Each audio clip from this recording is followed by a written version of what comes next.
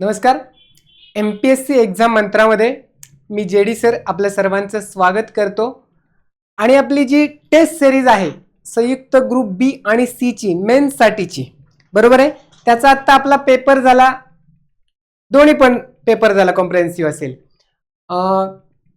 त्याच्या संदर्भातलं जे मॅथ्स आहे, मॅथ्स शक्यतो मेन्सला कुठनं चालू होतंय, सुरुवातीलाच बुद्धिमत्ता टाकले जातात 10 क्वेश्चन, 1 ते 10 क्वेश्चन, आणि 21 ते 32 पर्यंत 12 क्वेश्चन अंकगणिताचे टाकले जातात. आणि प्री जर असलं तर 81 ते 100 असे 20 क्वेश्चन असतात प्री एक्झाम साठी, ग्रुप बी आणि सी साठी. हे का सांगतोय, कारण कोणत्याही एक्झामची जी डिमांड असते आणि पेपर कसा तयार होतो ते आपल्याला माहित असलं ना, तर कोणता टॉपिक अगोदर घ्यायचा, आपला माइंडसेट कसा बनवायचा, त्या हिशोबाने आपल्याला तयारी करावी लागते आणि त्याचा खूप फायदा होतो. ठीक आहे. आणि सेम आयोगाच्या पॅटर्न नुसार, त्याच्या रचनेनुसारच आपण पेपर तयार करत असतो. ओके. हा राहिला तुमचा सिस्टमॅटिकला कोणता सब्जेक्ट कुठे घ्यायचा. मग तिथून पुढचा प्रश्न येतो की क्वालिटी कशी पाहिजे, म्हणजे क्वेश्चनचा दर्जा कसा पाहिजे. ओके.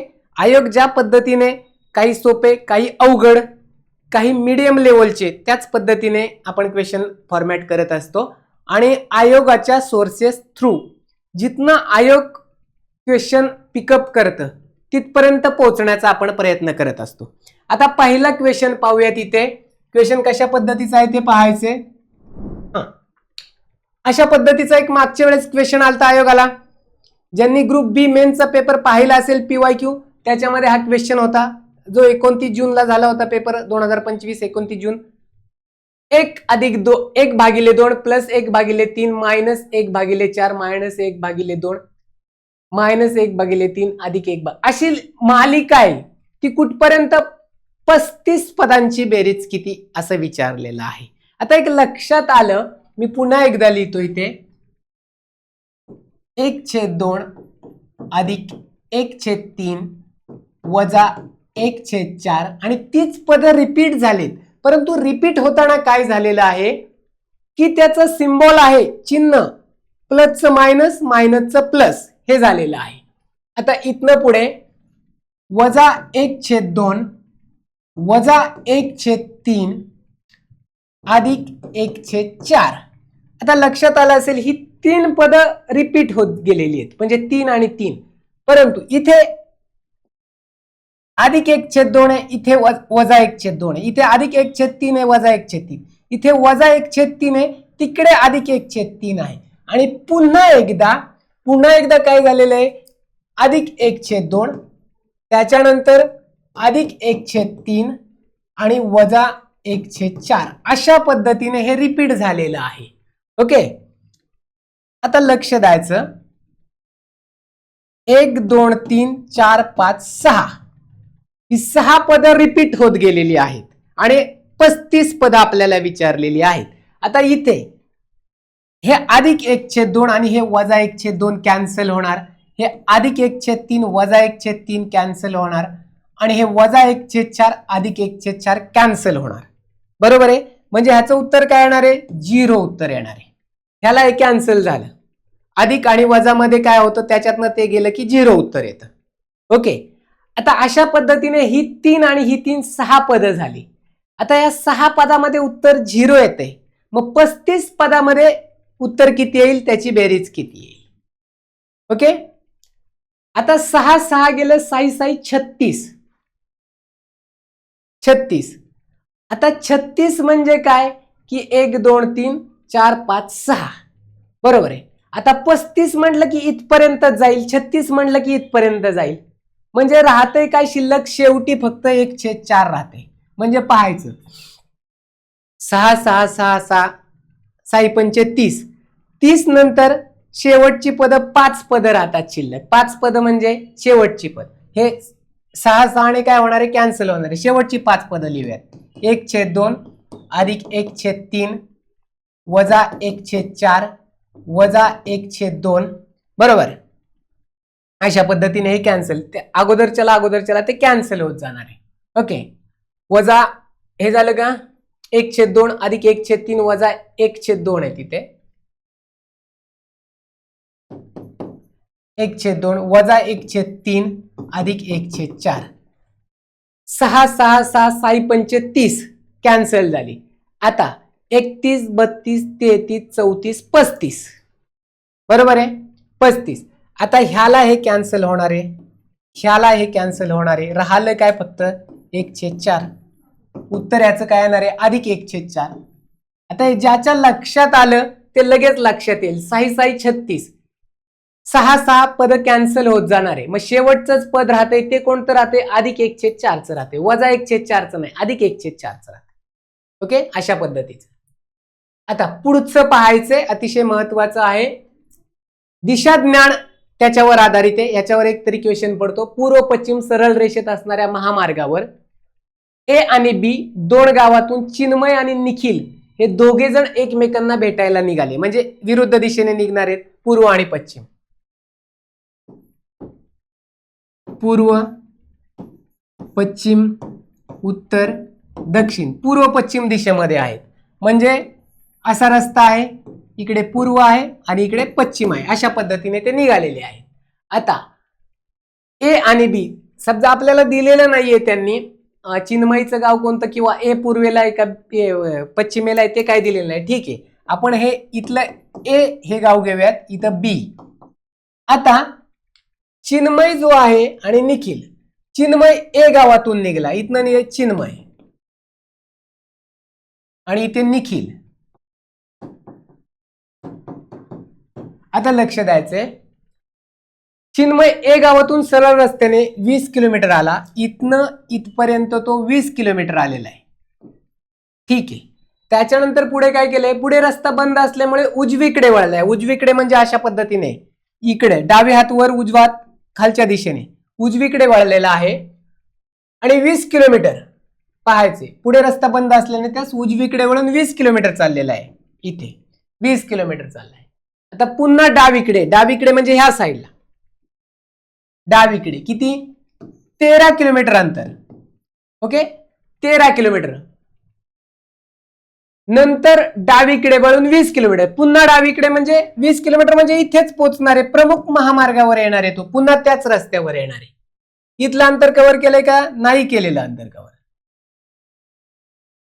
ओके इथं रस्ता बंद आहे म्हणून 20 किलोमीटर नंतर उजवीकडे वळलाय, पुन्हा डावीकडे 13 किलोमीटर, पुन्हा डावीकडे 20 किलोमीटर अंतर. ओके इथपर्यंत झालं. चिन्मयचा मार्ग थांबलेला आहे, तो इथे चिन्मय थांबलेला आहे. परंतु आता निखिल बी या गावातनं निघालेला आहे. त्याने महामार्गावर सरळ 35 किलोमीटर इथून इथे फॉर एक्झाम्पल 35 किलोमीटर आहे, 35 किलोमीटर आणि थांबला तो. आता एक्झॅक्ट सद्यस्थितीत त्या दोघांमधील अंतर किती. आता एक्झॅक्ट आपल्याला ए आणि बी या गावामधलं अंतर दिलेलं आहे का नाहीये. ए आणि बी या गावामधलं अंतर दिलेलं असलं तर आपल्याला, कारण हा चिन्मय 20 आणि हे 13 बरोबर 33 किलोमीटर चिन्मय चाललाय फॉर एक्झाम्पल इथपर्यंत पोहोचलाय म्हणजे. आणि ए आणि बी गावामधलं अंतर दिलेलं नसल्यामुळे हे 35 किलोमीटर एक्झॅक्ट घ्यायचं कुठे, इथून पुढे घ्यायचं का इथून मागे घ्यायचं हे निश्चित असं सांगता येत नाही. मग त्याच्यामुळे ऑप्शन नंबर 4 मध्ये दिलेलं आहे की माहिती अपुरी आहे. ही माहिती अपुरी आहे, पुरेशी नाहीये.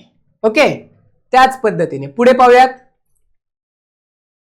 ग्रुप सी मेन्सला प्रिव्हियस इयरला अशा पद्धतीचं एक डायग्रॅमॅटिकली आलतं की विसंगत किंवा पुढची आकृती ओळखा अशा पद्धतीचं. तर आपल्याला 3 आकृत्याचा सारखेपणाचा गट बनतो आणि गटात न बसणारी आकृती ओळखायची. ऑड वन आउट विसंगत आकृती ओळखायची. आता एक लक्षात येते पाहता क्षणी, हे ज्याच्या त्याच्या लॉजिक सेन्सवर डिपेंड असते. ओके सोपं आहे. इथे एक लक्षात द्यायचं, इथं वर्तुळ आहे, वर्तुळाच्या आत इथे षटकोन आहे, षटकोनाच्या आत चौकोन आणि आत त्रिकोण आहे. ठीक आहे. इथे जो बाहेरचा सगळ्यात चौकोन आहे तो सगळीकडे सेम आहे, त्याच्यामुळे ते काय डायग्राम घेऊ नका. इथे काय दिलेलं आहे, चौकोन दिलाय, वर्तुळ दिलाय, पुन्हा त्रिकोण आणि चौकोन सेम. इथे इथे 1 2 3 हा पंचकोन, वर्तुळ त्रिकोण आणि पंचकोन, आणि इथे त्रिकोण चौकोन, वर्तुळ आणि त्रिकोण. म्हणजे एक लक्षात येतंय का, ही जी बाहेरची आकृती आहे ना तीच इथं आतली आकृती आहे हा पंचकोन. इथे पण हा जो बाहेरचा चौकोन आहे तोच इथे आहे आणि इथे बाहेरचा त्रिकोण आहे तोच इथे आहे. परंतु इथे बाहेर वर्तुळ आहे आणि इथे आतमध्ये त्रिकोण आहे. आतमध्ये पण काय पाहिजे होतं, वर्तुळच पाहिजे होतं. त्याच्यामुळे ही आकृती विसंगत आहे. उत्तर आहे 1.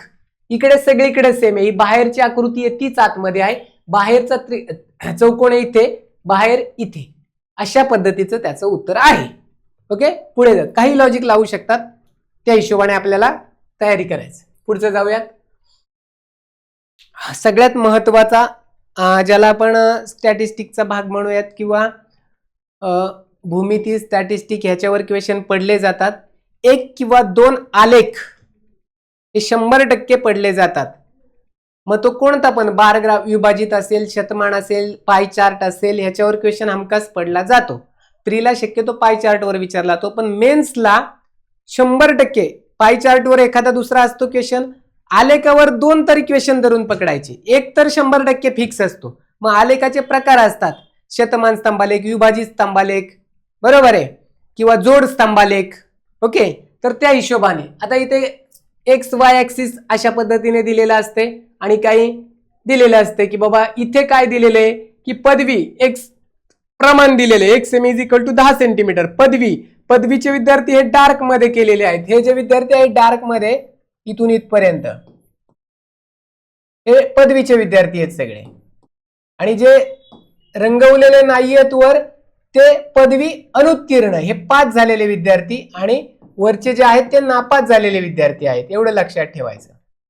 इथे प्रमाण दिलेले आहे 10, 20, 30, 40, 50, 60, 70, 80 अशा पद्धतीने प्रमाण दिलेलं आहे. आणि ए बी सी डी ही अशी गावं दिली आहेत. 4 गावं आहेत, तर त्या 4 गावातल्या विद्यार्थ्यांचं हे विभाजित स्तंभालेख आहे, विभागला गेलाय. पास विद्यार्थी आणि नापास विद्यार्थी. ए गावामध्ये 100 पैकी 80 विद्यार्थी पास आहेत आणि 20 विद्यार्थी नापास आहेत. बी गावामध्ये 60 विद्यार्थी, कारण इथे 60 ची खूण आहे, 60 विद्यार्थी इथे पास आहेत आणि वरचे राहिलेले 40 विद्यार्थी नापास. सी गावामध्ये 40 विद्यार्थी पास आहेत, 60 विद्यार्थी नापास. आणि डी गावामध्ये 50 विद्यार्थी पास, 50 विद्यार्थी नापास. आता प्रश्न काय विचारलाय, ए गावातील पदवी परीक्षेचा रिझल्ट डी गावातील रिझल्ट पेक्षा किती टक्क्याने जास्त आहे, किती टक्क्याने जास्त आहे. आता एक लक्षात घ्यायचं, ए गावातील विद्यार्थी किती पास झालेत, 80 विद्यार्थी पास झालेत. ए गावातील पास किंवा उत्तीर्ण विद्यार्थी किती आहेत, 80. ओके, इथून इथपर्यंत 80 आहेत. आणि डी गावातील, आता इथे डी दिले म्हटल्यानंतर डी लक्ष द्यायचं, डी गावातील पास विद्यार्थी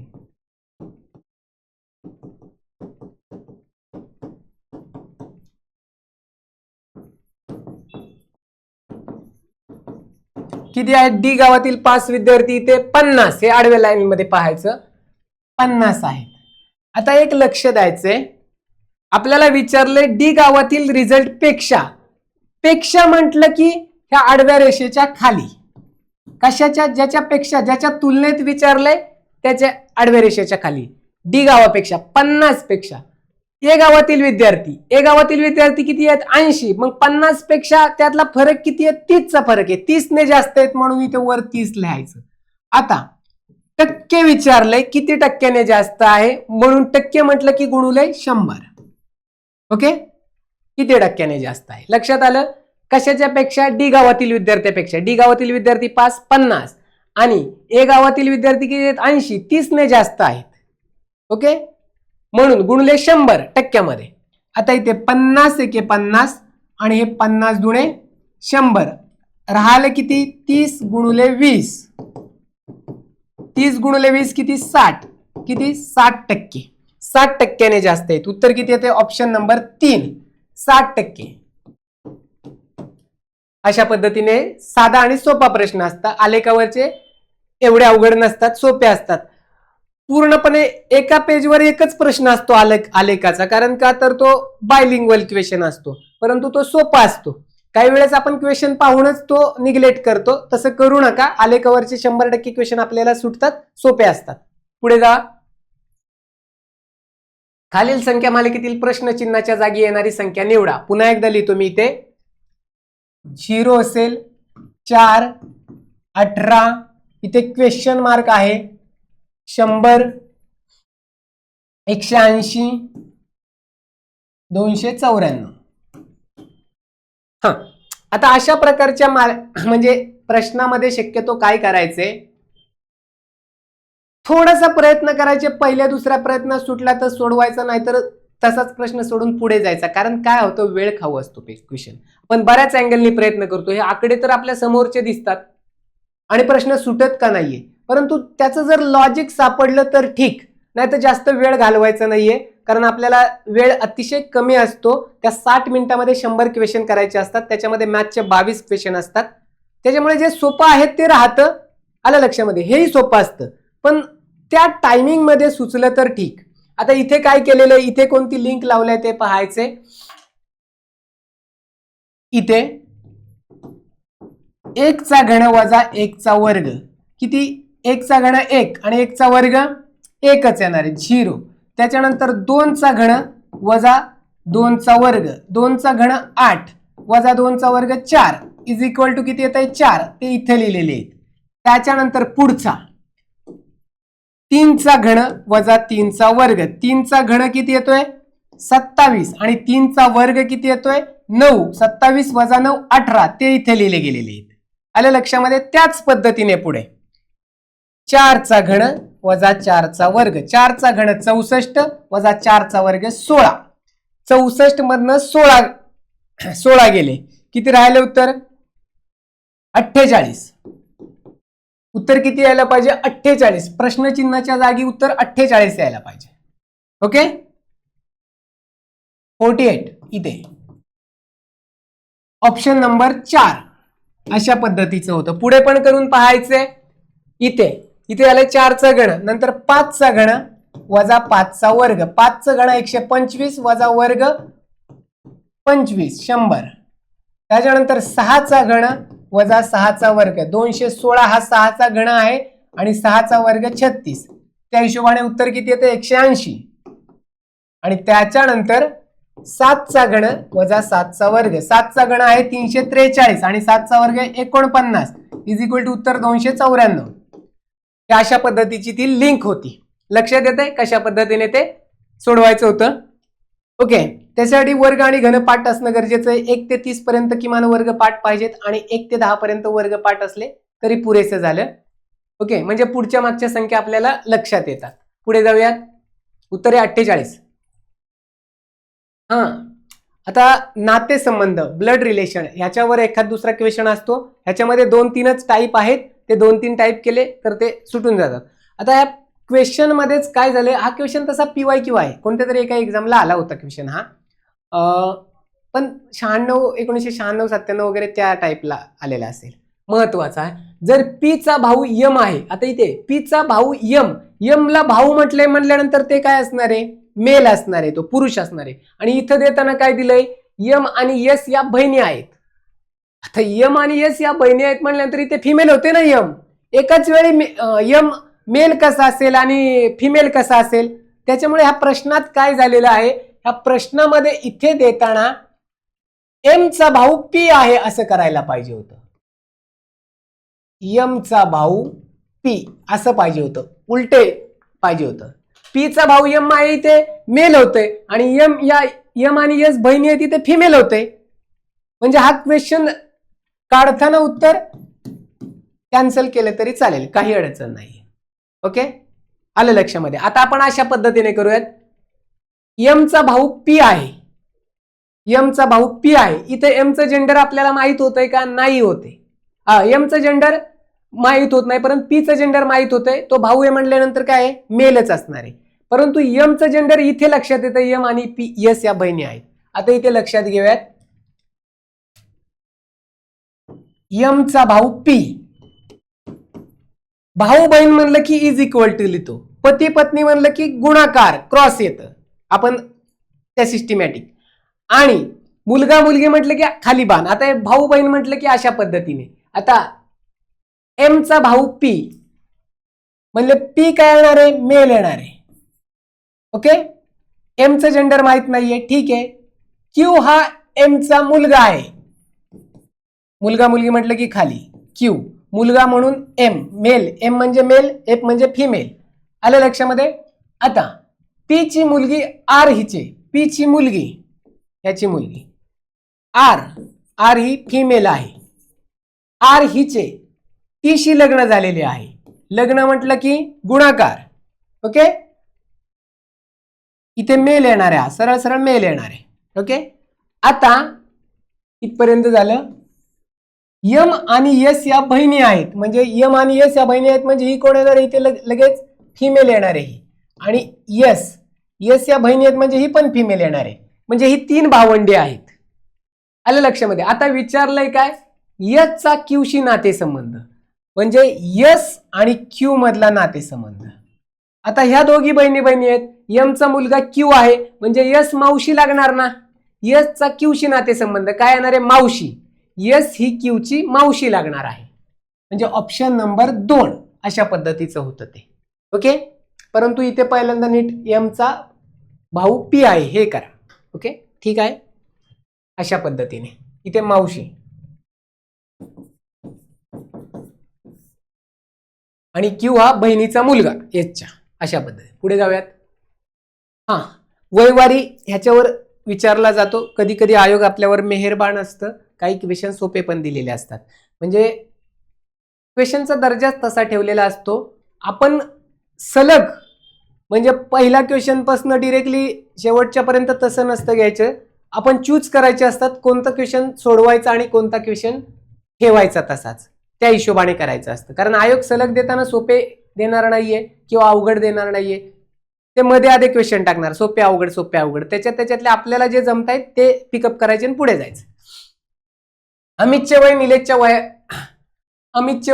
वयाच्या काय, इथे अपर्णाचे वय निलेशच्या वयाच्या निम्मे असून. आता इथे क्वेश्चन व्यवस्थितरित्या हे करायचंय, क्वेश्चन नीट पाहायचंय.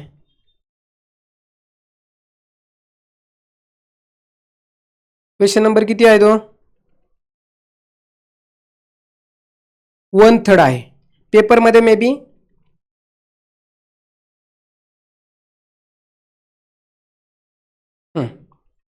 पेपरमध्ये मे बी असेल तो.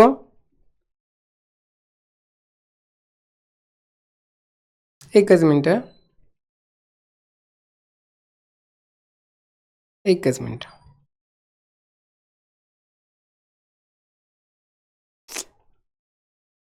ओ ओ ओ ओ ओ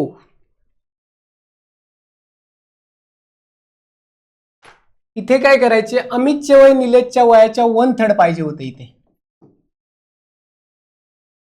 अमितचे वय निलेशच्या वयाच्या 1/3 आहे हे पाहिजे होतं. अमितचे वय निलेशच्या वयाच्या 1/3 आहे. अपर्णाचे वय निलेशच्या वयाच्या निम्मे असून संदीपचे वय अपर्णाच्या वयाच्या 1.5 पट आहे. राजेशचे वय 16 असून तो संदीप पेक्षा 2 वर्षांनी लहान आहे. तर अमितचे वय किती, आलं लक्षात. अमितचे वय निलेशच्या वयाच्या 1/3 आहे, 1/3 पाहिजे होतं इथे. ओके, आता इथं ज्याचं वय दिलंय ते लिहाय, तिथे राजेशचे वय.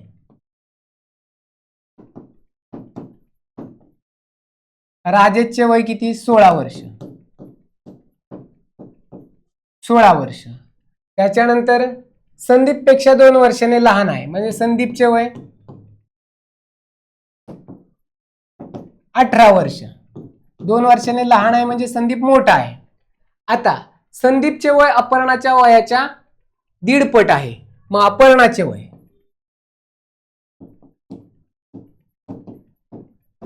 अपर्णाच्या वयाच्या 1.5 पट आहे म्हणजे 18च्या 2/3. अपर्णाच्या वयाच्या 3/2 म्हणल्यानंतर संदीपच्या वयाचे 2/3 अशा पद्धतीने. मग किती, 3 सक 18, 6 दुणे 12. अपर्णाचे वय 12 वर्ष. आता अपर्णाचे वय निलेशच्या वयाच्या निम्मे आहे, मग निलेशचे वय किती येणार इथे,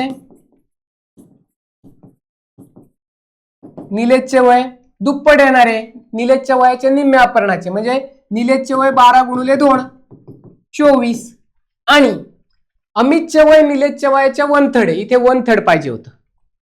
अमितचे वय निलेशच्या वयाच्या 1/3 आहे. मग अमितचे वय निलेशच्या वयाच्या 1/3, 24च्या 1/3, 3 8 24, 8 वर्ष. 8 वर्ष, 8 वर्ष कुठे आहे? इथे. अशा पद्धतीने 8 वर्ष उत्तर येते त्याचं. ओके, 8 वर्ष. आता शेजारील आकृतीत विविध वर्तमानपत्रे वाचणाऱ्या वाचकांचे प्रतिनिधित्व करते. चौरस म्हणजे हा ए चौरस आहे तो सामना, म्हणजे ए चौरस आहे तो सामना वृत्तपत्र वाचते. त्याच्यानंतर बी चौरस आहे, बी चौरस आहे तो पुढारी.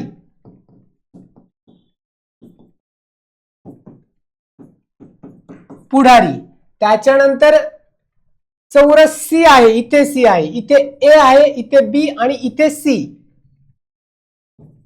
सी जो चौरस आहे तो कोणतं वृत्तपत्र वाचतोय? लोकमत. आणि वर्तुळ जे आहे ते सकाळ.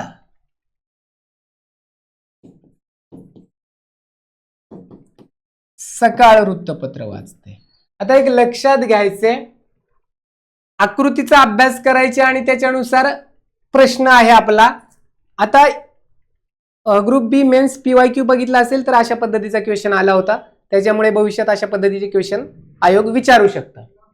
सकाळ व सामना, सकाळ व सामना ही दोन्ही वृत्तपत्रे वाचणारे मात्र पुढारी किंवा लोकमत वाचत नाहीत अशा लोकांची संख्या किती? सकाळ व सामना.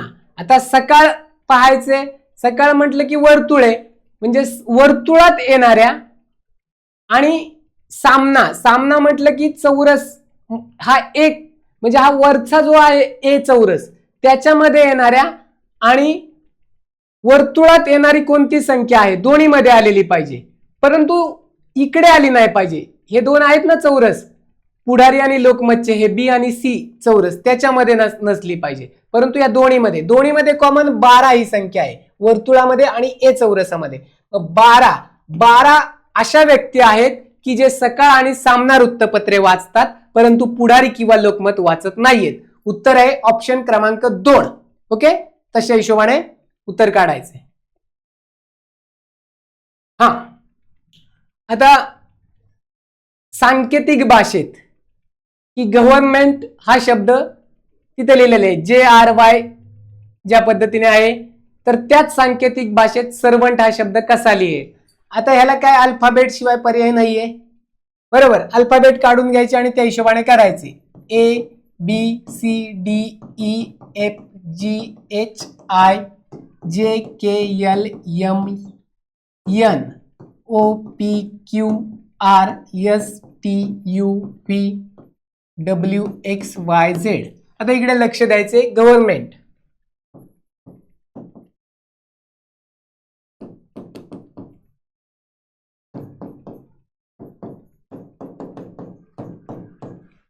याला काय लिहिलेलं आहे? स्मॉल मध्ये. ह्या जी ला जे लिहिलेले आहे, त्याच्यानंतर ओ ला आर लिहिलेला आहे, त्याच्यानंतर व्ही ला वाय आणि ई ला एच, त्याच्यानंतर यू, त्याच्यानंतर क्यू, एन ला क्यू, त्याच्यानंतर पी, ई ला एच, एन ला क्यू आणि टी ला डब्ल्यू. आता जी नंतर काय जे अक्षर घेतले, म्हणजे 1 2 3 तिसरा अक्षर घेतले. ओ नंतर 1 2 3 तिसरा अक्षर, व्ही नंतर 1 2 3 म्हणजे तिसरा अक्षर घेतलेला आहे, आणि शेवटचं एक चेक करा, टी नंतर 1 2 3 डब्ल्यू, प्रत्येक अक्षरानंतर तिसरा अक्षर घेतलेला आहे. त्याच पद्धतीने सर्वंट.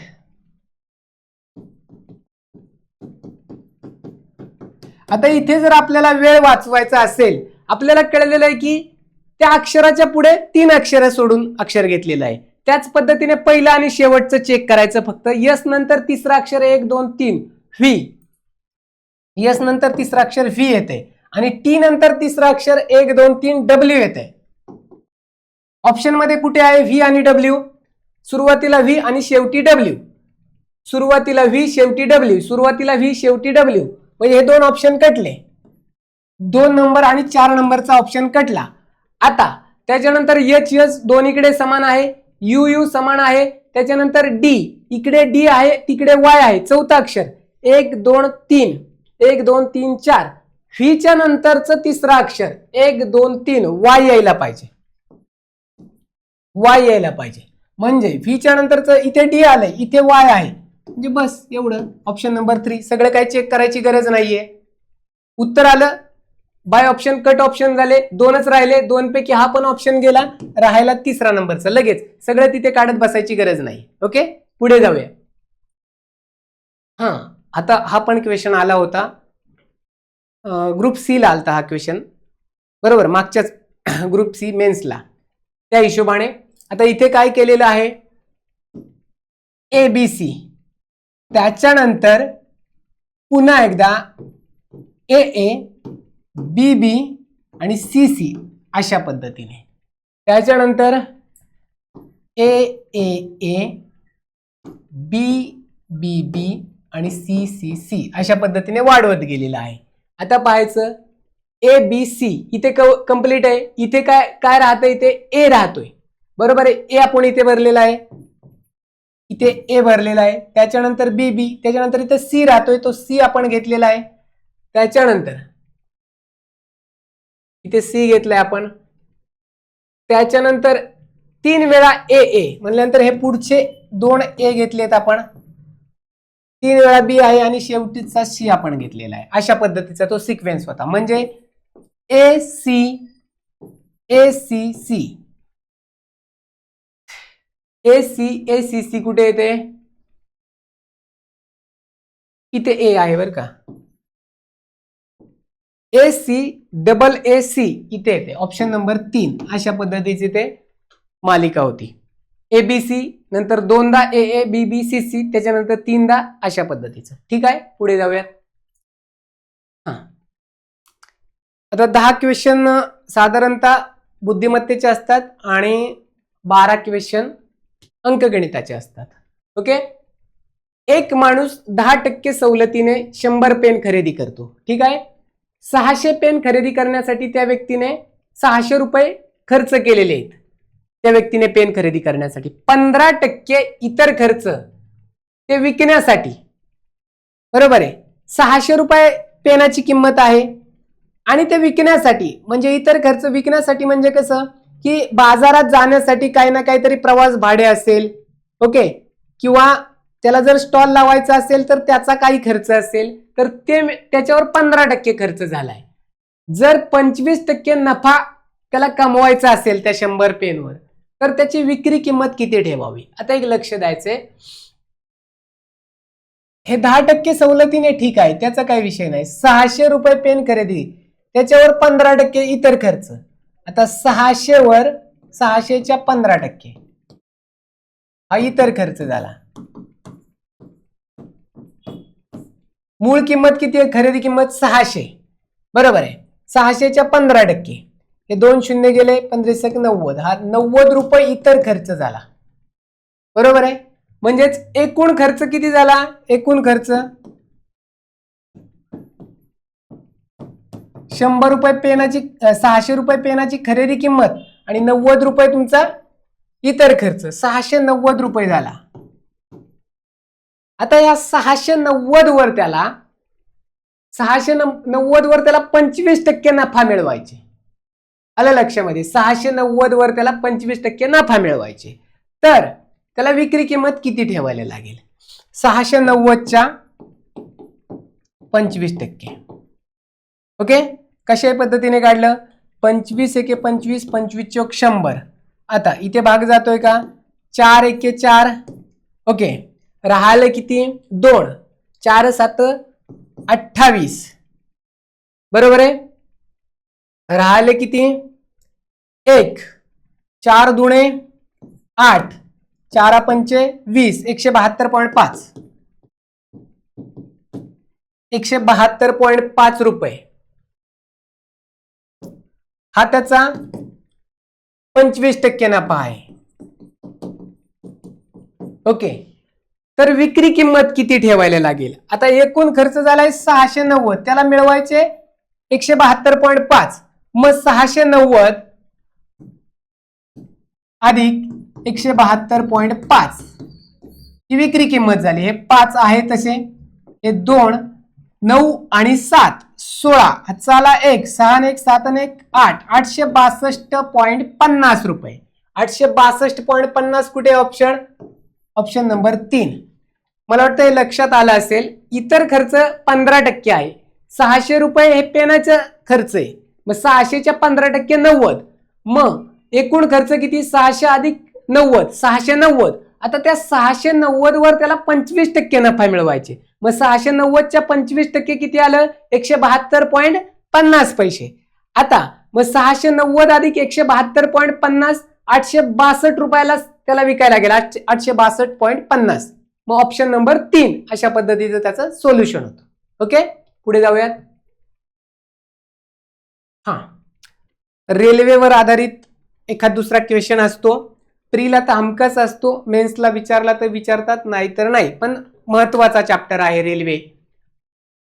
2 ट्रेन, त्याची लांबी 200 मीटर आणि 300 मीटर आहे, एकाच दिशेने धावत आहे. एकाच दिशेने म्हटलं की एका मागे एक, अशा पद्धतीने असेल तेव्हा वेगांची वजाबाकी होते, एवढं लक्षात ठेवायचं. विरुद्ध दिशेने असेल तर वेगांची बेरीज होते. ओके, आता 200 मीटर आणि 300 मीटर आहे. जर ट्रेन एकमेकींना 25 सेकंदात ओलांडत असतील तर पहिल्या ट्रेनचा वेग 30 किलोमीटर पर आवर, तर दुसऱ्या ट्रेनचा वेग किती? इकडे लक्ष द्यायचं. 2-3 मेथडने सोडवता येतं. सोप्यात सोप्या मेथडने आपण सांगण्याचा प्रयत्न करूयात. डिश टीव्ही आपल्याला माहिती आहे, distance is equal to time into velocity. Okay, dish TV साधा सोपा फॉर्म्युला. हा कशा पद्धतीने फिरवता येतो? टाइम काढायचं म्हटलं तर डी अपॉन व्ही, व्हेलॉसिटी काढायची म्हटलं तर डी अपॉन टी, बरोबर. अंतर इज इक्वल टू वेळ इंटू वेग.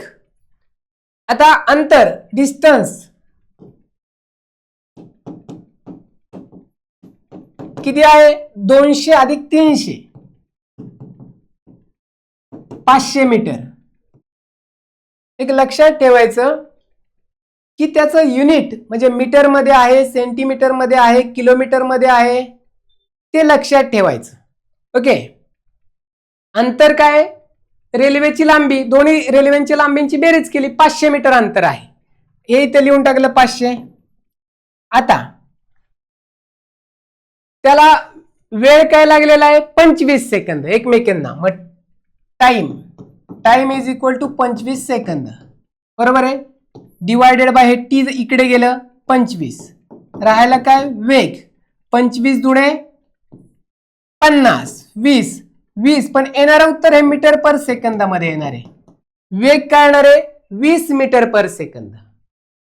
ह्याचं जर कन्व्हर्जन आपण किलोमीटर पर आवर मध्ये करायचंय, कारण का? तर ह्या पहिल्या ट्रेनचा वेग आपल्याला किती दिलेला आहे? 30 किलोमीटर पर आवर. हे आलेलं आहे ते मीटर पर सेकंदामध्ये. मग 18/5 की 5/18, बरोबर आहे. आता ह्याचं metre per second, kilometre per hour मधनं मीटर पर सेकंद मध्ये करण्यासाठी 5/18, परंतु मीटर पर सेकंदाचं किलोमीटर पर आवर मध्ये करण्यासाठी 18/5 उलट करायचं. आता ह्या 20 ला 18/5 ने गुणायला लागेल किलोमीटर पर आवर मध्ये करण्यासाठी. मग 5 एके 5, 5 चोक 20, 18 चोक 72, हे झालं किलोमीटर पर आवर मध्ये. Velocity is equal to 72 kilometre per hour. आता दुसऱ्या ट्रेनचा वेग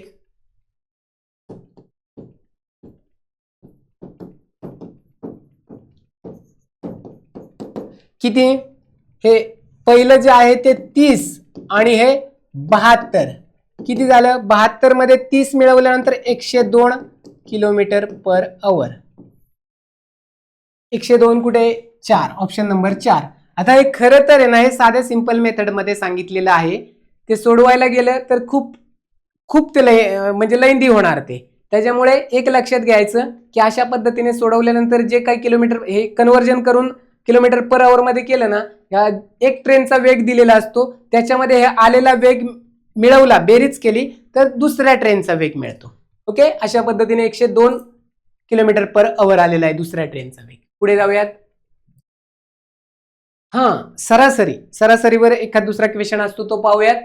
एक क्रिकेटर 65व्या सामन्यामध्ये 0 धावांवर बाद झाला, त्यामुळे त्याची सरासरी 65 सामन्यांची सरासरी धावसंख्या त्याच्या 64 सामन्यांच्या सरासरी धावसंख्येपेक्षा 2 ने कमी झालेली आहे. तर त्याची नवीन सरासरी धावसंख्या किती? नवीन सरासरी धावसंख्या म्हणजे किती? 65 सामन्यानंतरची धावसंख्या. आपल्याला इथे 64 सामन्यानंतरची धावसंख्या माहित पाहिजे किंवा सरासरी माहित पाहिजे.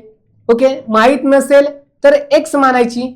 इथे फॉर्म्युला कोणता? Average is equal to T divided by N.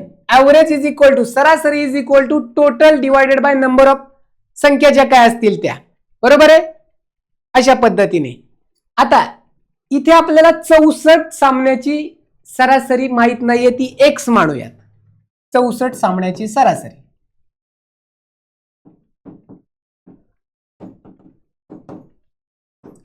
सरासरी धावसंख्या किती? एक्स मानू. ठीक आहे. आता इथे लिहिलं ऍव्हरेज किती? एक्स. टोटल आपल्याला माहित नाहीये किती सामने आहेत, नंबर 64 आहे. मग हे 64 गुणुले एक्स हे काय झाली? टोटल 64 सामन्याची एकूण धावसंख्या 64 एक. आता 65 सेम त्याच पद्धतीने हाच फॉर्म्युला वापरायचा आहे. Average is equal to T divided by N. आता 65 सामन्याची सरासरी धावसंख्या 2 ने कमी झालेली आहे, म्हणजे 65 सामन्यांची सरासरी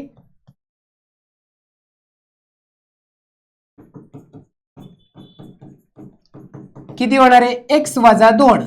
64 चे सरासरी मधनं 2 मायनस केले, एक्स वजा 2. केव्हा? तो 0 वर बाद झालेला आहे 65व्या सामन्यामध्ये. ओके, मग आता 65 सामन्यांचं काढूयात आपण. 65 सामन्यांची सरासरी एक्स वजा 2 इज इक्वल टू त्याच फॉर्म्युलामध्ये टोटल आपल्याला माहिती आहे 64 सामन्याची सरासरी किती आहे? 64 एक्स अधिक 65 सामन्याची सरासरी 0 डिवायडेड बाय 65. आता इथे 65 होणार आहे एनच्या जागी. आता हे इकडे आल्यानंतर गुणाकार होणार. 65 गुणुले X minus 2 is equal to 64 X plus 0 आहे. आता कंसातल्या संख्येला कंसाबाहेरील संख्येने गुणायचे. इथे 65 एक्स मायनस 65 गुणुले 2 130 वजा 130 इज इक्वल टू 64 एक्स. आता 65 एक्स आणि ते 64 एक इकडे आणलं तर वजा 64 एक्स होणार आहेत आणि वजा 130 तिकडे जाऊन अधिक 130 होणार आहे. आता 65 एक्स मधनं 64 एक्स गेले, फक्त एक्स शिल्लक राहिला आणि 130 एक्स इज इक्वल टू 130. परंतु एक लक्षात ठेवायचे, इथे 130 उत्तर आहे, लगेच टिक मार्क करायचे का? आपल्याला विचारलंय नवीन सरासरी धावसंख्या किती, म्हणजे 65 सामन्यानंतरची धावसंख्या. ही एक्स ही 64 सामन्यांची धावसंख्या आहे, त्याचं उत्तर आलं 130. परंतु 65 सामन्यांची धावसंख्या 2 ने कमी झालेली आहे, म्हणजे 130 वजा 2 130 वजा 2 128 उत्तर पाहिजे त्याचं. आपण ज्याला सिली मिस्टेक बोलतो की माझी सिली मिस्टेक झाली, उत्तर येतं, गडबड असते, घाई असते, त्याच्यामुळे जे उत्तर आले ते आपण टिक मार्क करतो. ऑप्शन मध्ये इथे 130 पण आहे, 128 पण आहे, परंतु शेवटच्या पॉइंटला आपण ते घाई गडबडीत विसरतो आणि आपला मार्क जातो. तेवढी काळजी घ्यायची. 130 मधनं वजा 2 करायचे, नवीन सरासरी 128. Okay, option number 2. पुढे जाऊयात. आता हल्ली काय करतोय आयोग की जे बेसिक कन्सेप्ट आहेत, संख्या असतील किंवा जे मूलभूत प्रक्रिया असेल, बेरीज वजाबाकी गुणाकार भागाकार, त्याच्यावर जास्त भर दिलेला आहे. किंवा प्राईम नंबर म्हणजे काय, को प्राईम म्हणजे काय, प्राईम तुमचे ते सहमूळ जोडमूळ ह्या ज्या संख्या असतील ना, तर त्याच्या कन्सेप्ट जर माहित नसल्या तर ते उत्तर काढता येत नाही. आता 21 ते 30 पर्यंतच्या मूळ संख्यांची बेरीज व संयुक्त संख्यांची बेरीज यामधील फरकास पुढीलपैकी कोणत्या संख्येने निशेष भाग जातो? आता आपल्याला पहिल्यांदा मूळ संख्या म्हणजे काय, ते प्राईम नंबर्स म्हणजे काय किंवा संयुक्त संख्या म्हणजे काय ते माहित पाहिजे. आता मूळ संख्या म्हणजे काय, अशा संख्या की ज्याला 1 ने आणि त्याच संख्येने भाग जातो, त्याच्या व्यतिरिक्त कशानेच भाग जात नाही. आता आपल्याला साधं सिंपल माहिती असतं 1 ते 100 मध्ये किती संख्या आहेत, 25 आहे. 2 3 5 7 11 13 17 19 23 29 31 37 41 43 47 53 59 61 67 71 73 79 त्याच्यानंतर काय 83 83 नंतर 89 बरोबर आहे. 89 नंतर 97 अशा 25 संख्या आहेत. ह्या किमान पाठ तरी पाहिजेत, आपल्याला सोपं जातं. ओके. आता आपल्याला विचारलं 21 ते 30 पर्यंतच्या मूळ संख्या. 21 ते 30 पर्यंत मूळ संख्या, 21 ते 30 मूळ संख्या 23 आणि 29.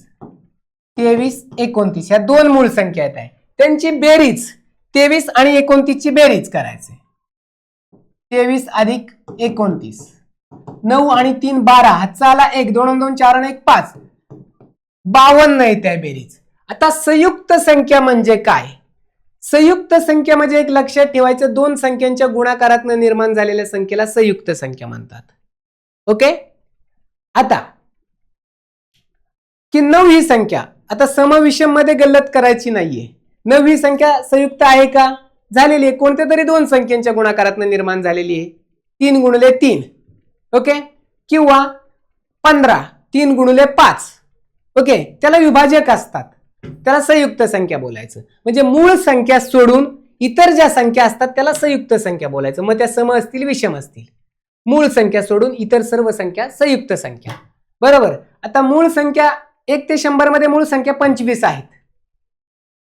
मग 100 मधनं 25 गेले किती राहिले 75. मग 75 त्या संयुक्त संख्या आहेत का, नाहीये. 1 ते 100 मध्ये 74च संयुक्त संख्या आहेत. कारण का, एक ही संख्या संयुक्त पण नाहीये आणि मूळ पण नाहीये. ओके, लक्षात आलं. त्याच्यामुळे 74 अशा पद्धतीने. आता आपल्याला विचारलंय आता मग बाकीच्या राहिल्या किती, 21 ते 30 मधल्या मूळ संख्या 23 आणि 29. मग संयुक्त संख्या कोणकोणत्या, संयुक्त संख्या 21 त्याच्यानंतर 22 23 तर मूळ संख्या आहे 24 25 26 27 28 29 मूळ संख्या आहे आणि 30.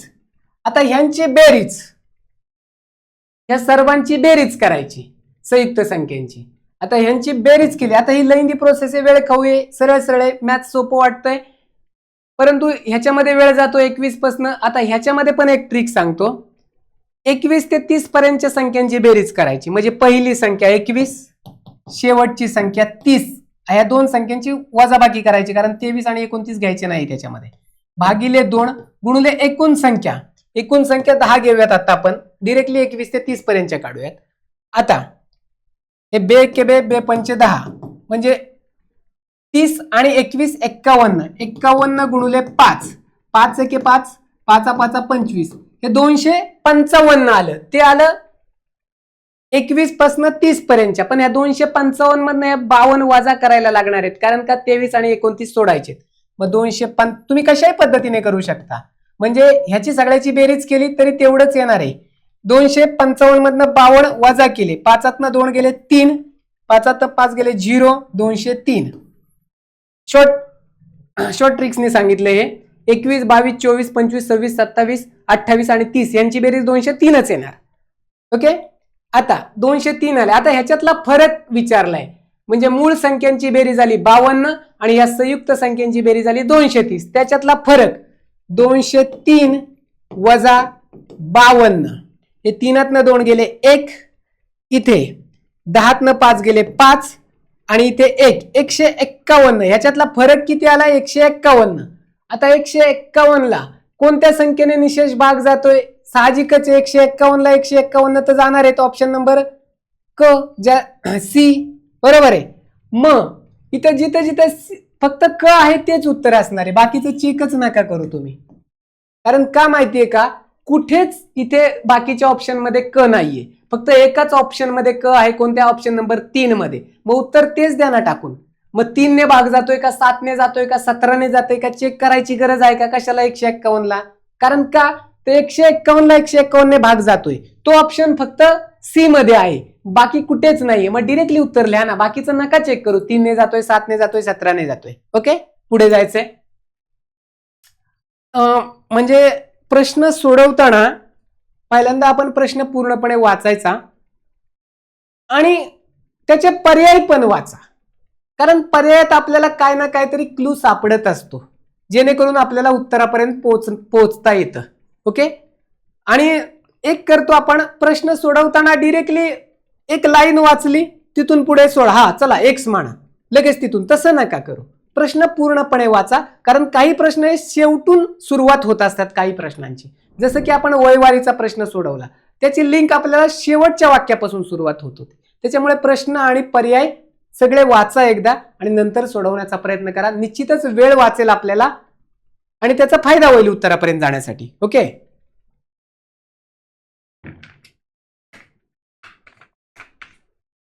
पुढे पाहायचंय.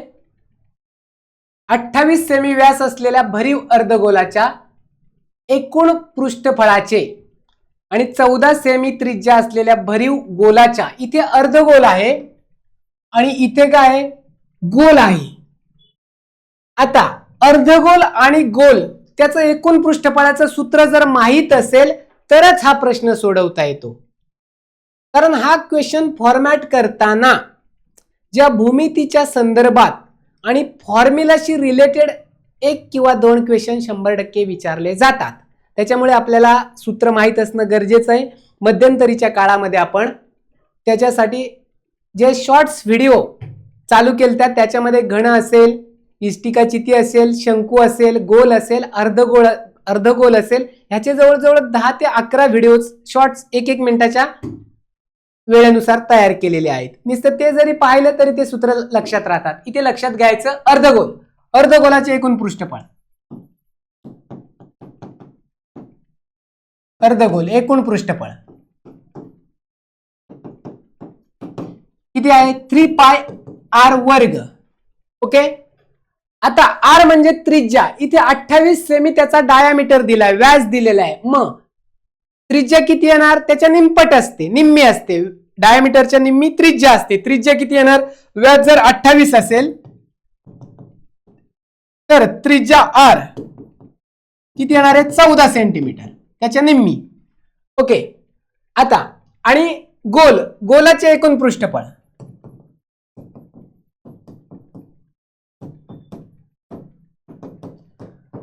4 पाय r वर्ग. ह्याला 2च सूत्र असतात बरं का, एक पृष्ठफळ आणि एक घनफळ.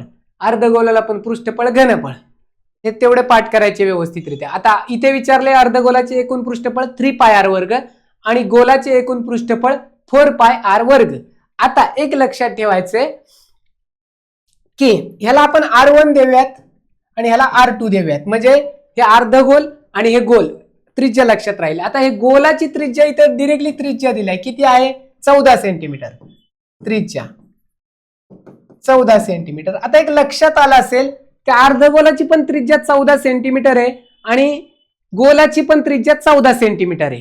आणि विचारले की अर्धगोलाचे पृष्ठफळाचं गोलाच्या पृष्ठफळाचे गुणोत्तर किती. गुणोत्तर म्हणजे काय, प्रमाण काढायचे. म्हणजे अर्धगोलाचं किती आहे 3 पाय आणि त्याची त्रिज्या डायरेक्टली लिहून घ्या 14, त्याचा वर्ग, आणि ह्याचं किती आहे 4 पाय r वर्ग, 4 पाय आणि ह्याची पण त्रिज्या 14च आहे आणि त्याचा वर्ग.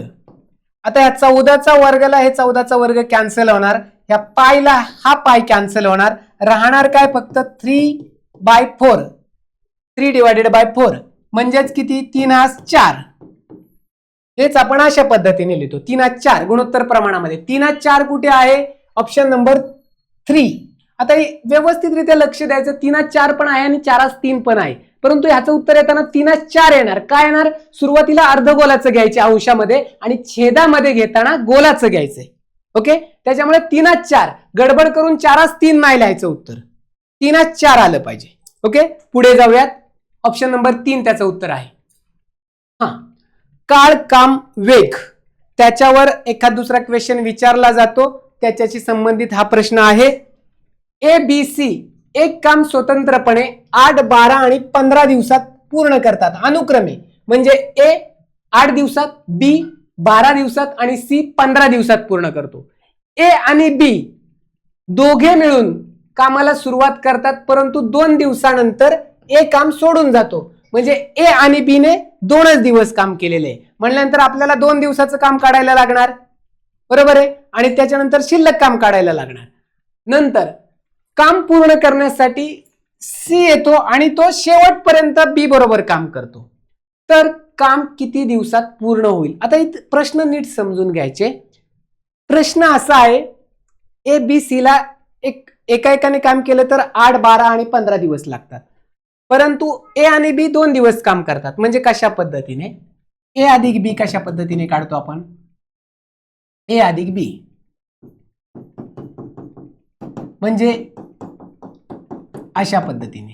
हेच कशा पद्धतीने? A किती दिवसात? 8 आणि हे B किती दिवसामध्ये? 12, बरोबर आहे, दोघे मिळून. ओके, आता हे 1 दिवसाचं काम झालं, बरोबर. आता हे क्रॉस मल्टिप्लिकेशन केलं तरी चालेल किंवा ह्याचा लसावी पद्धतीने काढला आहे तर क्रॉस मल्टिप्लिकेशन. 12 एके 12 आणि 8 एके 8. 12 आणि 8 किती होत आहेत? 20 होत आहेत. 12 8 96 खाली. आता ह्याला जर भाग दिला आपण तर पाहायचं कितीचा भाग जातो इथे? 4 पंचे 20 आणि 4 दुने 8, 4 चौक 16 म्हणजे 5/24. आता हे 1 दिवसाचं काम झालं. आता 2 दिवसाचं काम म्हणजे गुणुले 2 करायला लागणार आहे. हे गुणुले 2 कारण 2च दिवस काम केले. गुणुले 2 केलं, 2 गुणुले 5/24 म्हणजेच काय? 3 दिवसाचं म्हटलं की गुणुले 3 म्हणजे 2 एके 2 आणि हा 12चा भाग जाणार 24 ला म्हणजे 5/12. 2 दिवसाचं काम किती? 5/12. 1 दिवसाचं 5/24 गुणुले 2 केलं 5/12 A आणि B च. आता शिल्लक काम काढूयात आपण. शिल्लक काम पूर्ण एक काम आहे त्याच्यामधनं 5/12 आहे, 2 दिवसात केलेले आहे. शिल्लक काम किती? 1 वजा 5/12. 12 एके 12 त्यातनं वजा 5 गेले. क्रॉस मल्टिप्लिकेशन 12 वजा 5 7. 7/12 हे शिल्लक काम राहिलेलं आहे. ओके, अशा पद्धतीने करायचंय. प्रॉब्लेम थोडा छोटा करूयात आणि स्पेस करूयात आपण इथे. ठीक आहे. हा, आता इकडे लक्ष द्यायचंय. आता शिल्लक काम किती राहिलंय? 7/12. आता जे 7/12 हे काम B आणि C शेवटपर्यंत करतायत. मग B आणि C चे मिळून काम किती होते पाहायचं. म्हणजे इथे B अधिक C मिळून काम B आणि C. B किती दिवसात? 1/12 आणि C 1/15. हे दोघे मिळून काम करतायत. ओके, आता 1 दिवसाचं काम पाहायचं त्यांचं. 15 एके 15 अधिक 12. 15 आणि 12 किती? 27. 27 12 गुणुले 15 हे खाली आहे तसं. आता 3 9 27 3 चौक 12 3 त्रिक 9 3 5 15. आता अजून कुठे भाग जातोय? 3/20. लक्षात आलं? B आणि C दोघे मिळून 3/20 काम करू शकतात. आता जे शिल्लक काम आहे म्हणजे 7/12 हे काम त्यांनी केलेलं आहे B आणि C ने.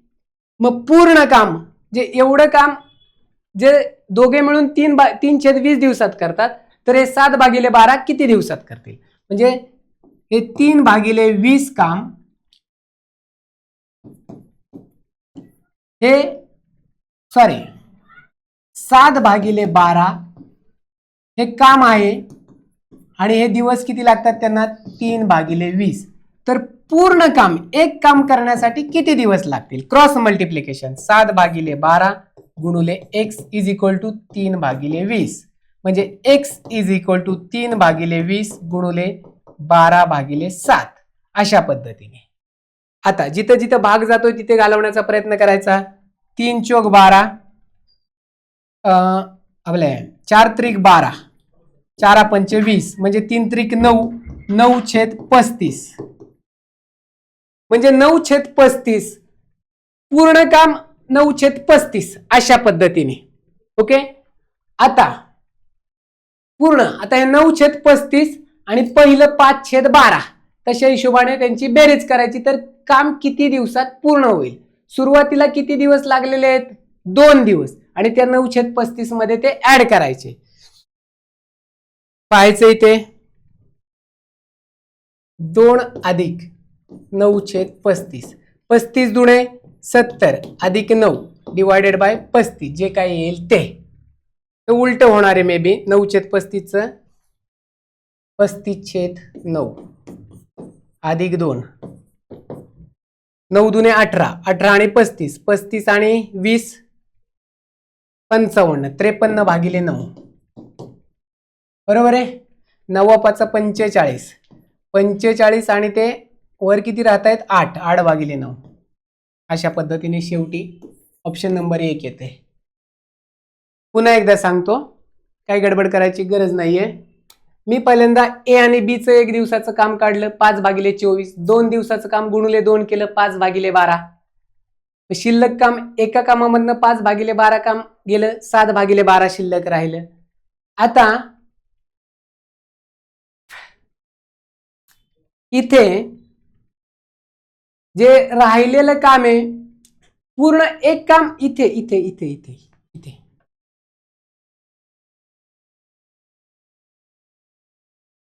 इथे जर एक काम 3/20 दिवसात कंप्लीट करतात बी आणि सी, तर 7/12 काम किती दिवसात पूर्ण करताल. हे cross multiplication x is equal to 3/20 गुणुले 7/12 अशा पद्धतीचं होतं ते.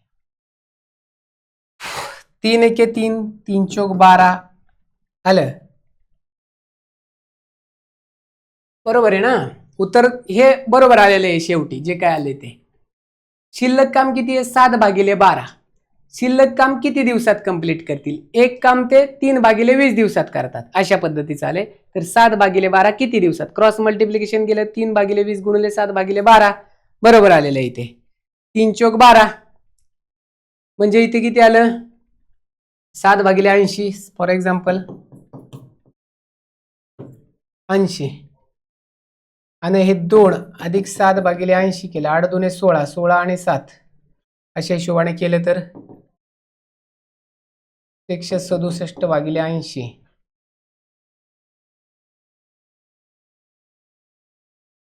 नाही, जे पहिल्यांदा जे जशा पद्धतीने केले त्याच पद्धतीने बरोबर होत.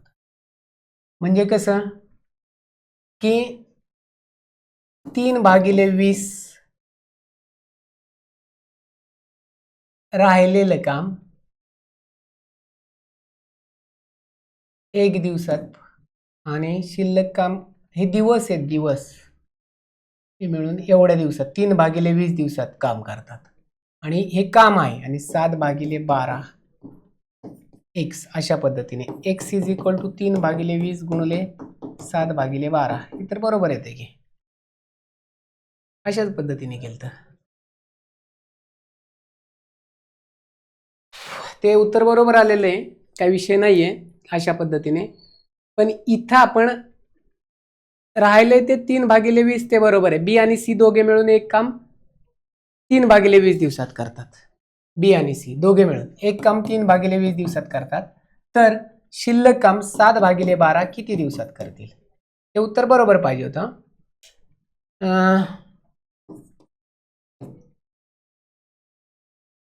3/20 गुणिले 7/12 हे जर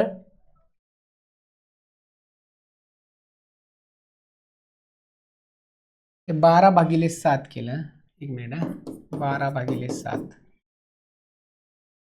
4 त्रिक 12, 4 पंचे 20, 9/35 ओके 9/35 बरोबर आहे. 9/35 करायचं होतं ते 9/35. आता 9/35 प्लस 2 हे उलट करायचं असते. शेवटी 35 भागिले इथे केलेलं आहे ते 35, 2 + 35/9 अशा पद्धतीने करायचं होतं. ठीक आहे. शेवटी करताना एकतर 20/3 करायला लागेल किंवा हे 7/12चं उलट करायला लागणार आहे. हे शेवटी करताना 20/3 म्हणजे एक काम 20/3 दिवसात, तर 7/12 काम किती दिवसात, हे उलट करायचं राहिलं होतं. त्याच्यामुळे हे काय येणार आहे, क्रॉस मल्टिप्लिकेशन x = 20/3 गुणिले 7/12. आता इथे 4×5 = 20 आणि 4×3 = 12. आता 35, 7×5 = 35 आणि 4×3 = 12, 3×3 = 9, 35/9. आणि 35/9 मध्ये हे 2 दिवस ऍड करायचे, 53/9 अशा पद्धतीचं उत्तर येत होतं. ते हे उलट करायचं राहिलं होतं. 3/20च्या उलट करायला लागणार आहे शेवटी 20/3. इथं राहिलं होतं आपलं. ठीक आहे. मग एक काम 20/3 दिवसात, तर 7 काम किती दिवसात, क्रॉस मल्टिप्लिकेशननी 35/9, 35/9 प्लस पहिले 2 दिवस ऍड करायचे, तर तशा हिशोबाने पुढे जाऊयात. दोन समूळ संख्यांचा लसावी 910 असून त्यांची बेरीज 83 आहे, तर त्या दोन संख्येमधील फरक किती, त्या दोन संख्येमधील फरक किती विचार. दोन समूळ संख्यांचा लसावी. आता समूळ संख्या म्हणजे काय, की त्याच्यामध्ये कॉमन फॅक्टर काहीच नसतो, त्याचे विभाजक कॉमन नसतात. 910 आहे तर त्यांची बेरीज 83 आहे, तर त्या दोन संख्येमधील फरक किती. क्वेश्चन अतिशय म्हणजे फार 7वी-8वीचा क्वेश्चन आहे.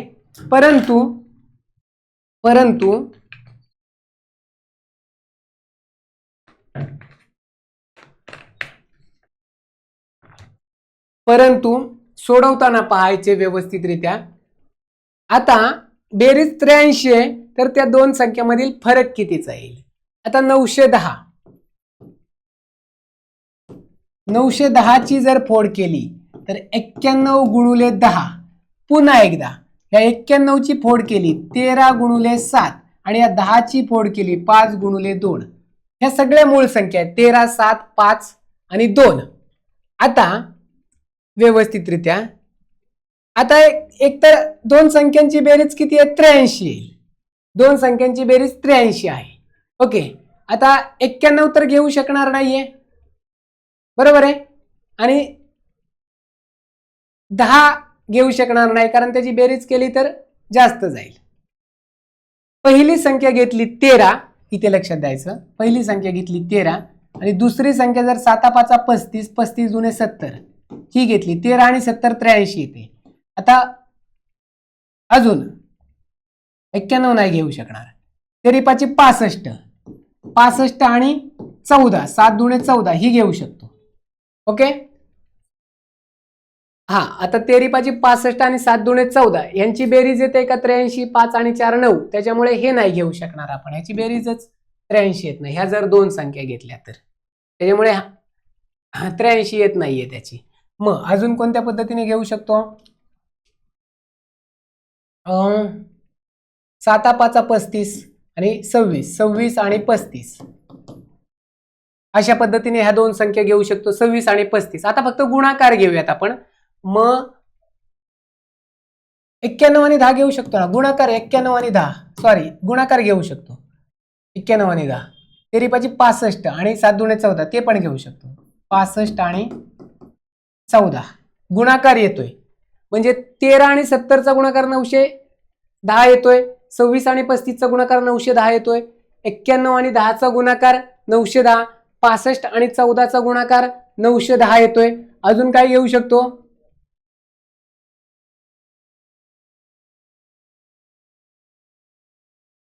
ठीक आहे, एवढे घेतलं. आता त्यांची बेरीज पण आली पाहिजे. एक संख्या 13 घेतली, दुसरी संख्या 70 घेतली, तर त्यांची बेरीज येते का 83, इथे येते 83. 13 + 70 ह्या सगळ्यांचा गुणाकार 910 येतोय, परंतु त्यांची बेरीज आली पाहिजे, 83 येतो. इथे येते का 83, 6 आणि 5 11 आणि हे 3 आणि 2 5 इथे येत नाही, ही नाही घेता येणार, हे तर घेताच येणार नाही, त्यांची बेरीज जास्त होते. 65 आणि हे 9 आणि हे 6 आणि 1 7 हे पण नाही घेता येणार. एकमेव घेता येणार कोणती, त्यांची बेरीज 13 आणि 70 ह्या दोन संख्या असणार आहेत त्या समूळ, त्यांचा गुणाकार म्हणजे लसावी येतोय 910 आणि त्यांच्यातला फरक, बेरीज येते 83 आणि त्यांच्यातला फरक म्हणजे एक संख्या 70 घेतली, दुसरी संख्या 13, ही एकमेवच घ्यायला लागणार आहे. 10 3 गेले 7 आणि इथे 6तनं 1 गेला 5, 57. 57 कुठे आहे? इथे. अशा पद्धतीने ते करायचं होतं. ओके, 57 त्याचं उत्तर येते. ठीक आहे, पुढचं पाहूयात. एका गावची लोकसंख्या 3000 आहे. पुरुष 10% वाढले, स्त्रिया 20% वाढल्या, तेव्हा एकूण लोकसंख्या किती झाली आहे? 3500 झालेली आहे. 3000वरनं 3500 झालेली आहे. तर गावातील स्त्रियांची संख्या किती? इकडे लक्ष द्यायचे. सुरुवातीला होती 3000, आता 3500, म्हणजे 3500 वजा 3000. फरक कितीचा आहे? 500चा फरक आहे. केव्हा फरक पडला? ज्यावेळेस पुरुषांची संख्या 10% वाढली आणि स्त्रियांची 20% वाढली, म्हणजे 500चा फरक आहे. म्हणजे पुरुष जर आपण किती घेतले? पुरुष जर आपण घेतले x घेतले, तर स्त्रियांची म्हटल्यानंतर स्त्रियाच x घ्या शक्यतो. स्त्रिया x आणि पुरुष काय येणार आहे? दोघे मिळून 3000 आहेत, म्हणजे 3000 वजा x अशा पद्धतीने येणार आहे. मग आता त्याच्यातला फरक म्हणजे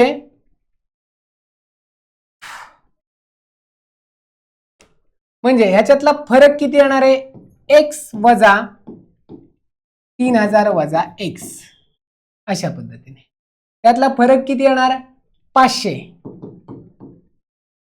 किंवा यांची बेरीज 3500, किंवा त्यातला फरक. म्हणजे एक लक्ष द्यायचं,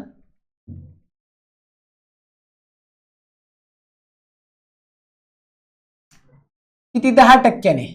म्हणजे जर पुरुष 10% वाढले, म्हणजे फॉर एक्झाम्पल एक्सचा 10%, टक्के म्हणजे भागिले 100. इथे हे कशा पद्धतीने घेतलं? इथे जर हे उलट घ्या, शक्यतो करून उलटच घ्या. इथे पुरुष x आणि स्त्रिया 3000 वजा x अशा पद्धतीने. हे 10% वाढले आणि हे 20% वाढले. 20% 3000 वजा x अशा पद्धतीने. त्यावेळेस काय येते? 500 येते. आता इथं सोपं का जाईल? इथे 10x घेतलं, अधिक हे 3 दुणे 6 केलं, आणि हे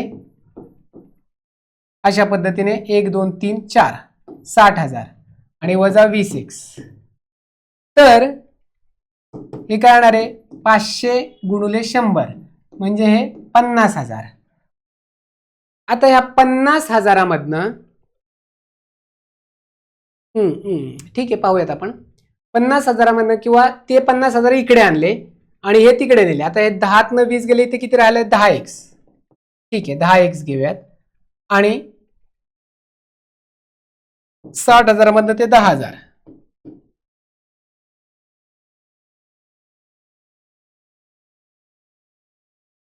मग 10x आणि 20x.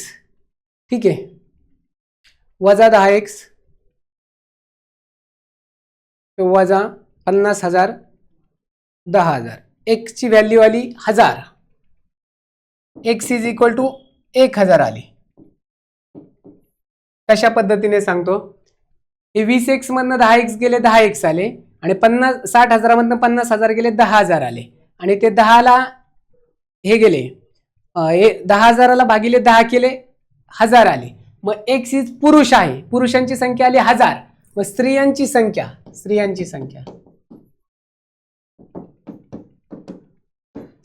संख्या काय येणार आहे? 3000मधनं वजा 1000 मायनस करायला लागणार आहे, 2000. स्त्रियांची संख्या 2000.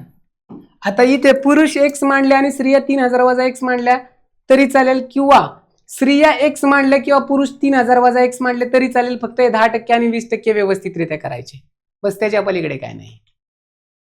ओके, इथं प्लस का घेतलंय?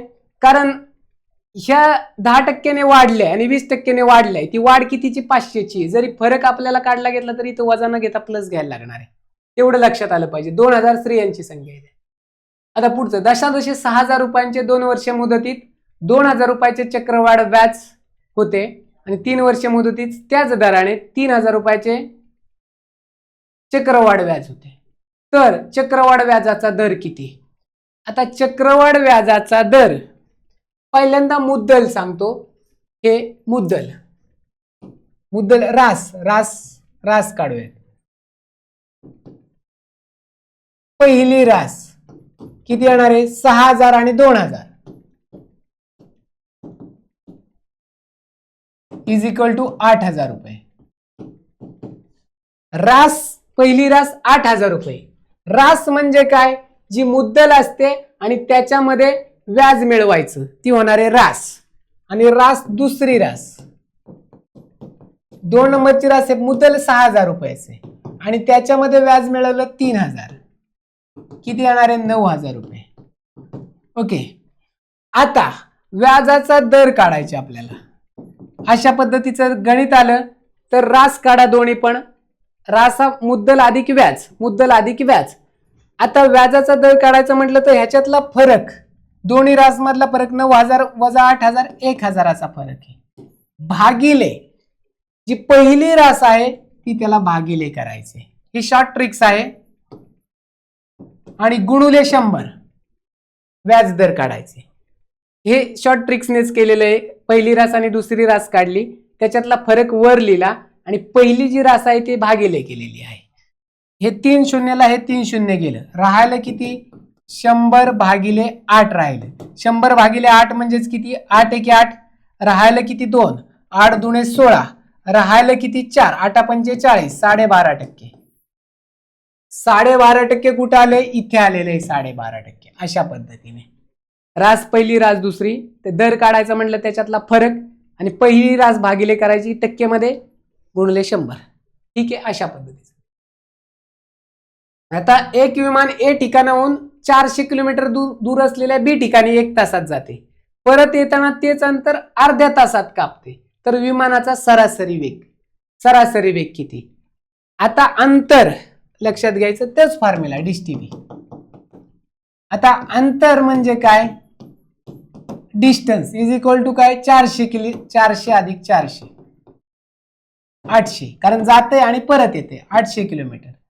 त्याच्यानंतर वेळ टाइम इज इक्वल टू 1 तासात जाते, परत येताना अर्ध्या तासात म्हणजे 1.5 तास 1.5 तास. बस एवढंच. सरासरी वेग म्हणजे 800 बरं का. वेग काढायचे म्हणजे distance divided by time is equal to velocity. Distance किती आहे? 800 किलोमीटर. आणि वेळ किती? आता हे किलोमीटर आहे आणि हे तासातच आहे, त्याच्यामुळे काही विषय नाहीये. 1.5. आता इथे जर कळत नसेल तर वर एक 0 द्या आणि हे पॉइंट घालवा. पॉइंट जर घालवायचे गुणुले 10. ओके. डिरेक्टली 15 ने भाग दिला किंवा कशा पद्धतीने जातोय त्या पद्धतीने देण्याचा प्रयत्न करायचा. आता इथे 15 एके 15 15 त्रिक 15 पाचे 75 80 ला भाग दिला. इथे 8,000 आहेत. 15 पाचे 75. राहायला किती?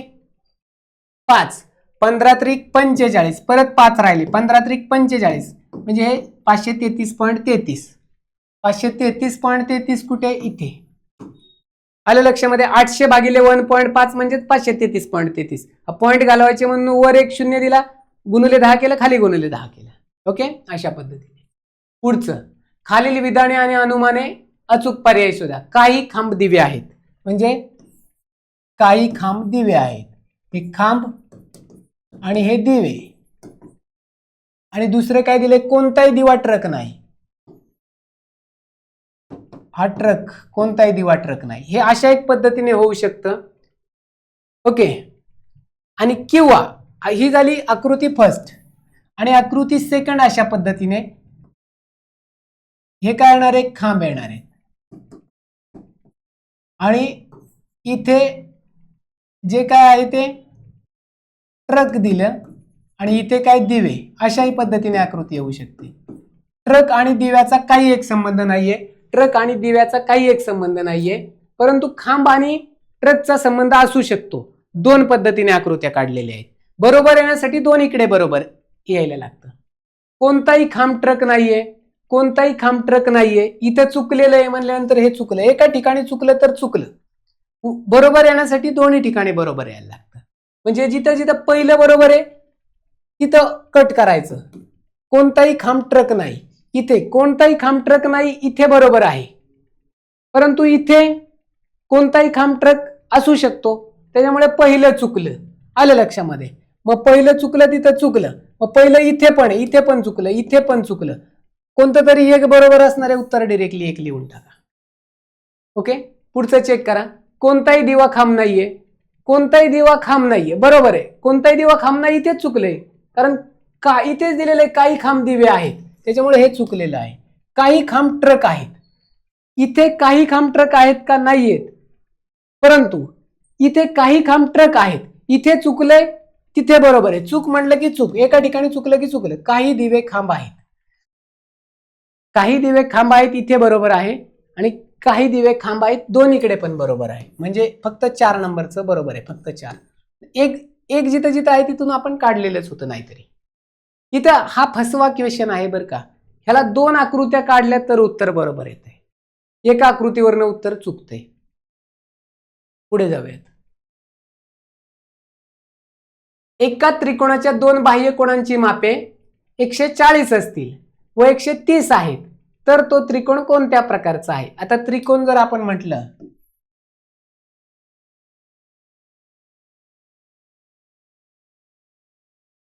आता बाह्य कोणाचं माप नीट व्यवस्थितरित्या लक्ष द्यायचंय.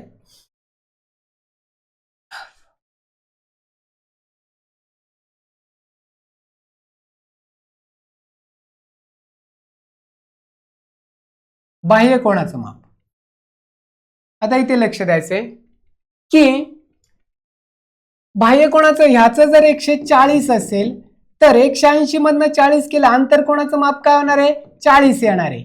आणि एका कोणाचं माप ह्याचं जर 130 असेल तर ह्याचं आतमधलं 180 मधनं 30 मायनस केले 50. मग इथे जर 40 असेल 50 असेल, इथे काय येणार आहे? 40 आणि 50 90. मग राहिलेलाच 90, म्हणजे हा त्रिकोण काटकोन त्रिकोण असणार आहे. एक कोण जर 90 असेल तर तो काटकोन त्रिकोण आहे, कारण त्रिकोणाच्या 3 कोणांच्या मापांची बेरीज काय असते? 180 अंश असते. सरळ सरळ अंतरकोण बाह्य, हे बाह्य कोण आहेत बरं का. मग बाह्य कोण 140 आहे, त्याचा अंतरकोण किती? 40 चा. 180 वजा 140 40 चा. हा कोण 130 आहे, अंतरकोण 50 चा. या दोघांची रेषीय जोडीतील कोण असतात हे नीट व्यवस्थितरित्या. मग ह्याची 50 येणार, हा 40 ह्या 50 आहे, राहिलेला 90. मग 90 अंशाचा जो असतो त्याला काटकोन त्रिकोण बोलतात. 90 अंशाचा त्रिकोण आहे म्हणून हा काटकोन त्रिकोण आहे. साधा सोपा क्वेश्चन होता, परंतु इथे थोडं कन्फ्यूज होतं. अशा पद्धतीचा एक क्वेश्चन आला होता आत्ताच. ओके, त्यामुळे हा क्वेश्चन आपण फ्रेम केला होता. अशा पद्धतीने आपण इथे थांबूयात. टेस्ट सिरीज शक्यतो एररलेस, प्रिंटिंग मिस्टेक काही ठिकाणी 1-2 ठिकाणी झाल्या होत्या, तर पुढच्या वेळेस निश्चितच त्याच्यामध्ये सुधारणा होईल. पण क्वेश्चनचा दर्जा असेल तर त्याच्यावर प्रचंड मेहनत घेतलेली असते, त्याच्यामुळे त्याचा आपल्याला निश्चितच फायदा होईल. आपले मागचे जे पेपर आहेत ते पण सोडवण्याचा प्रयत्न करायचा आहे. ओके, आपण इथे थांबूयात. थँक्यू.